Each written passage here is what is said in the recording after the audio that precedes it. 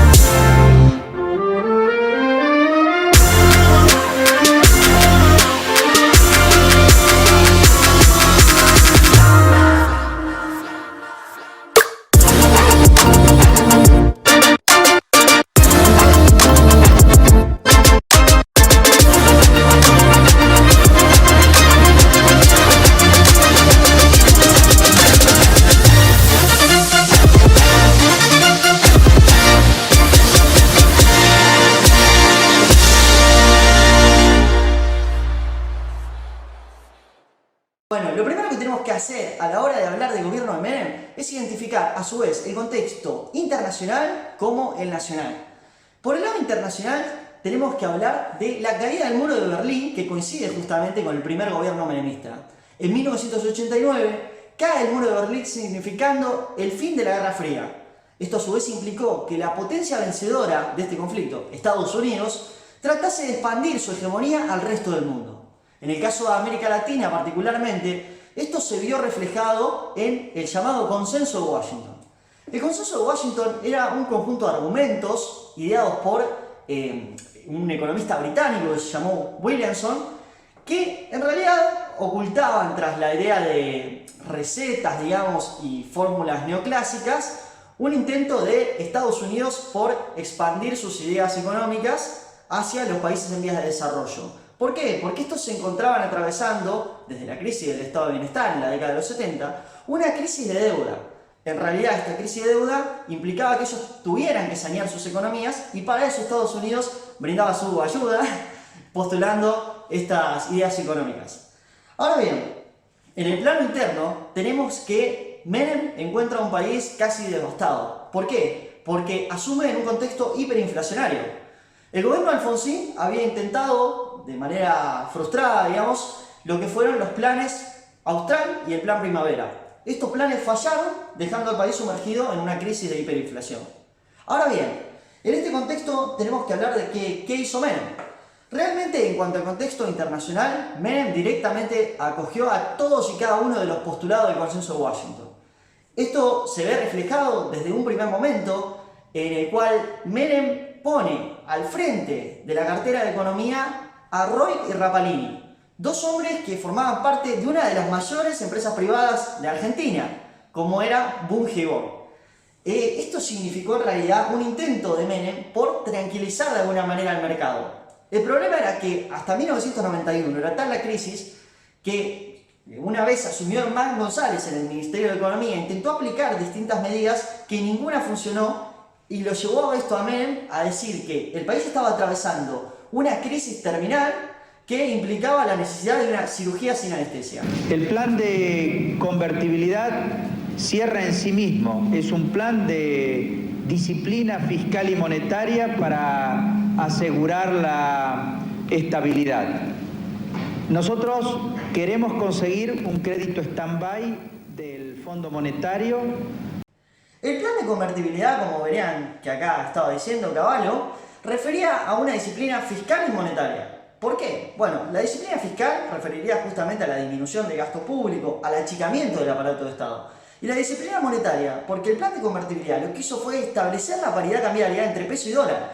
Entonces esto impedía que el Estado argentino emita moneda nacional para no romper justamente con la paridad establecida.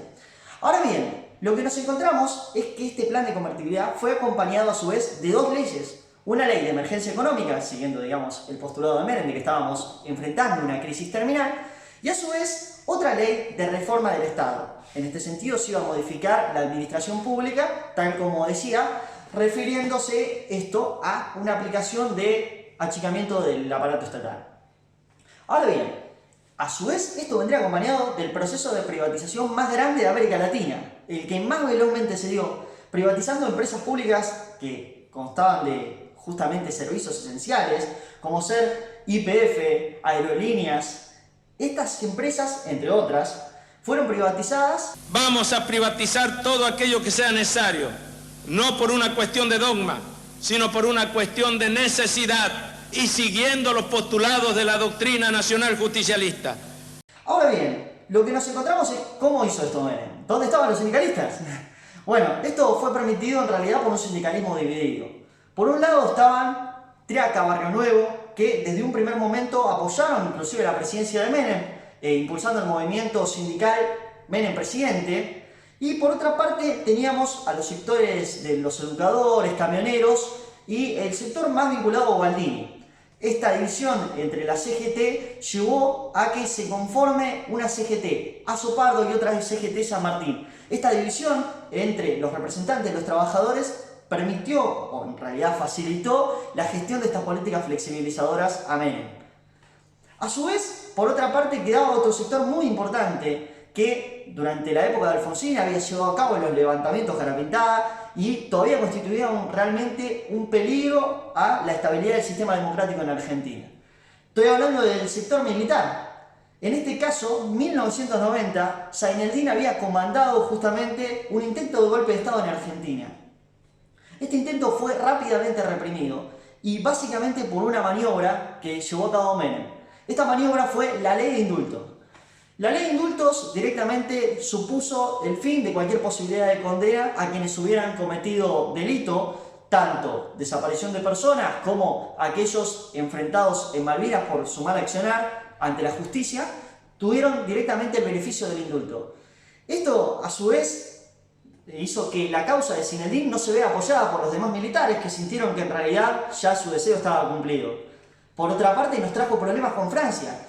La nación francesa juzgaba o intentaba el juzgamiento de Astiz por desaparición de personas, mientras el gobierno de Menem concedió un indulto a la misma persona que estaba siendo investigada. Un tanto raro, ¿no?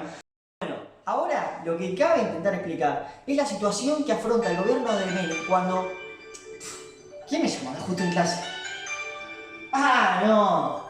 Ni lo intente, doctor, ni lo intente, no va a poder sobornarme. Usted pactó con los sindicalistas y con los militares. Este pequeño incidente con nuestro querido expresidente, tenemos que seguir hablando de lo que fue, además de este proceso de privatización que llevó hasta justamente la privatización de la seguridad social en Argentina. Tenemos que hablar además del relacionamiento externo, que condicionó la política local. Ya dijimos que Menem había mantenido una política muy estrecha con Estados Unidos, pero ¿hasta qué punto estrecha? Bueno, el mismo ministro de Relaciones Exteriores, Di Tella, definiría estas relaciones como relaciones carnales.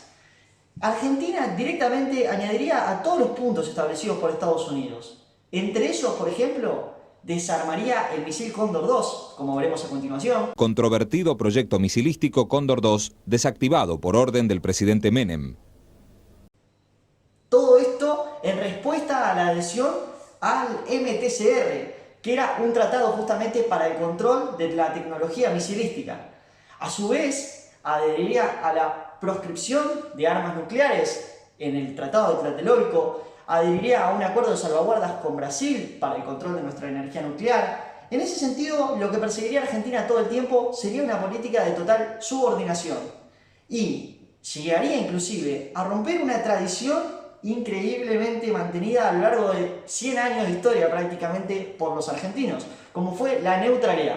Argentina siempre desde la Primera Guerra Mundial se había mantenido neutral ante los conflictos bélicos internacionales. Aliado a extra OTAN, nuestro país concedió prácticamente toda su soberanía en ese sentido. Llegó inclusive a participar de las guerras en el Golfo Pérsico y en la misión de paz en Haití. Esto, en realidad, lo del Golfo Pérsico, nos implicó en el conflicto del Medio Oriente y esto, como todo movimiento en la arena internacional, no saldría regalado para nuestro país. En ese sentido hay que mencionar que los atentados tanto contra la Embajada de Israel y contra la AMIA durante los gobiernos menemistas tienen que ver con la implicación que hizo Menem de nuestro país en el conflicto en Medio Oriente. A su vez, cabe mencionar qué pasaba con la política regional, porque en la política regional el hecho más significativo de todas las presidencias menemistas fue la firma del Tratado de Asunción que dio paso justamente al Mercosur. En este sentido, igualmente, como Menem mantenía una política alineada a Estados Unidos, se discutía también la posibilidad de ingreso al ALCA, que era el área de libre comercio para las Américas, que en realidad no constituía más que una extensión del NAFTA hacia toda la región americana. Pero de cualquier manera, Argentina da las bases para el Mercosur, firmando el Tratado de Asunción en 1991. Ahora bien, lo que cabe mencionar es que, aún así, la política regional se mantenía muy tensa. ¿Por qué? Por una polémica que surgiría en torno a Perú y Ecuador. Perú y Ecuador estaban manteniendo un conflicto bélico y Argentina le proveyó de armas a Ecuador, armas que encima eran defectuosas, y Argentina, a su vez, era garante de la paz entre ambos países por los protocolos de Río Janeiro de 1942. Parece un chiste, pero pasó así. Carlos Menem disertó en el acto conmemorativo del 140 aniversario de la fundación de la Bolsa de Cereales. Aunque de manera similar se repita en el tiempo, es siempre oportunidad nueva y momento propicio. I'm afraid the president's not in very good shape. We'll be all right. Oh, yeah. Probably. We think so. Yes. Oh. Interpretando lo que... Perdón.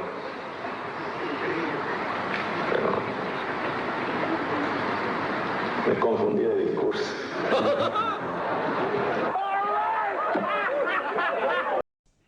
Para permitirse la reelección, que en ese entonces no estaba permitida por nuestro mandato constitucional, Menem se reunió con el radicalismo en la Casa Rosada en 1994 en el pacto conocido como Pacto de Olivos. El radicalismo, que era consciente de la mayoría que poseía Menem y temía que sin su anuencia llegue a contar con un poder ilimitado, prefirió pactar en este pacto. En este sentido, el opositor posible vencedor a Menem era el FREPASO a cargo de Bordón. Sin embargo, como decíamos, la bonanza económica permitió a Menem ser reelegido. En este contexto, tenemos que hablar de que, pese a la bonanza inicial, llegamos al agotamiento del modelo económico. Porque esta serie de medidas, flexibilización, privatización, en realidad desencadenaron que en Argentina haya un 18% de desocupación, el más grande de la historia. Entonces, esto fue acompañado inclusive de un proceso de corrupción enorme. De hecho, decía el mismo ministro Cavallo que su ex par en el gabinete, Corach, le había dicho que existían jueces que garantizaban la impunidad de Menem y se los había escrito sus nombres en una servilleta. Escándalos como este, escándalos también como el de los contratos millonarios por la informatización de la DGI y el Banco Nación con la empresa IBM. Yo creo que en todos los gobiernos, salvo el mío, hubo corrupción. En todos los gobiernos, salvo el mío, hubo corrupción.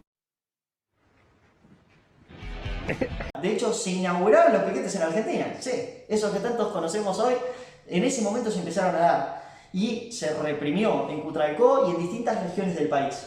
Ahora, el agotamiento del modelo era imposible de evitar. En este punto de violencia en las calles y máxima tensión, a Menem se le ocurría regalarle peluches a los kelpers, peluches de Winnie Pooh. Sí, en esta política que era la política de seducción hacia los habitantes de las Islas Malvinas.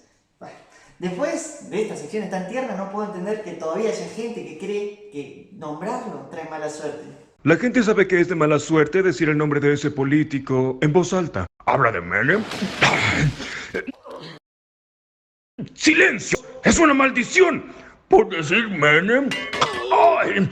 ¡Deje de decirlo! ¿Qué cosa? ¡Menem! ¡Oh! ¡Ya lo dije! ¡De pelos! ¡Menem! ¡Menem! ¡Menem! ¡Menem! ¡Bart! ¡Deja de decir Menem! ¡Dijiste Menem! La propuesta argentina de dolarización, es decir, de creación de una moneda única en el continente atada al dólar ante los shocks externos del efecto tequila, la crisis del sudeste asiático, la crisis en Rusia, la crisis en Brasil, evidenció que Argentina estaba dispuesta inclusive a aceptar un tratado de asociación monetaria con Estados Unidos con tal de no renunciar a su política de convertibilidad. Tarde o temprano, esto llevaría, más temprano que tarde en realidad, a la crisis del 2001. El FREPASO y el radicalismo se unieron en 1997 en la Alianza para la Justicia, el Trabajo y la Educación. En 1999 vencerían las elecciones con el 48% de los votos. Si querés saber lo que pasó en ese gobierno, seguí más en el canal de Historia Argentina de Local.